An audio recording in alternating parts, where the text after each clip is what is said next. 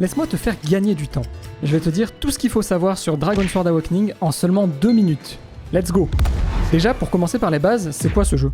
Eh bah c'est un action RPG coréen, un open world. Si t'as déjà joué à Genshin ou Wuthering Wave, ça va sans doute te rappeler quelque chose dans les grandes lignes. Mais il y a une grosse différence, et c'est d'ailleurs la grande question qui revient le plus sur le jeu. Est-ce que c'est un gacha?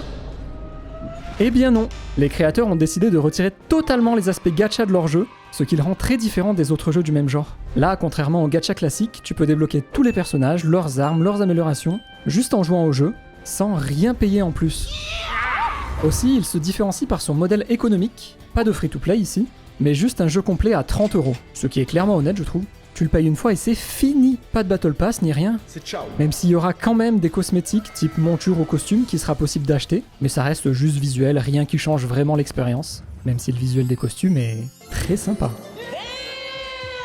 Il y aura aussi une version Deluxe à 50 € qui ajoute un livre d'illustration collector ainsi que l'OST du jeu, pour ceux que ça intéresse. Le jeu est uniquement jouable sur Steam pour le moment, pas de mobile donc, et un portage console est peut-être envisagé pour le futur, mais rien de confirmé pour l'instant. Je sais que le gameplay du jeu a suscité pas mal de questions, c'est un système de Switch avec 3 persos, assez classique, mais là où ça devient sympa, c'est dans son système de vrais combos, avec des coups qui mettent les ennemis à terre ou en l'air. On a aussi un système qui débloque des attaques quand certaines jauges sont remplies pendant le combat, donc plus de compétences qu'il n'y paraît. Et à la différence des jeux avec Switch de perso, ici notre perso continue son attaque même si on switch, ce qui ouvre la possibilité à plein de combos super stylés. C'est la petite touche qui vient vraiment améliorer le gameplay là-dessus. Niveau durée de vie, on est sur du 10 à 15 heures pour l'histoire principale, mais ça peut facilement monter vers les 30-40 heures avec tout le contenu annexe, ce qui va d'autant plus augmenter vu qu'ils ont déjà annoncé vouloir sortir des extensions avec des nouvelles zones après la sortie du jeu. Encore plus de contenu comme un nouveau mode de jeu et 4 nouveaux personnages ont déjà été annoncés en plus. Nice. Et pour finir, et peut-être le plus important,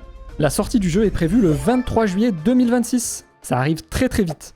Voilà, tu sais maintenant tout ce qu'il faut savoir sur Dragon Sword Awakening. Si la vidéo t'a aidé à y voir un peu plus clair, un petit like, c'est toujours sympa. Et si tu veux mes impressions sur le jeu une fois qu'il sera vraiment sorti, abonne-toi et suis-moi sur Twitch. Ça va arriver très fort.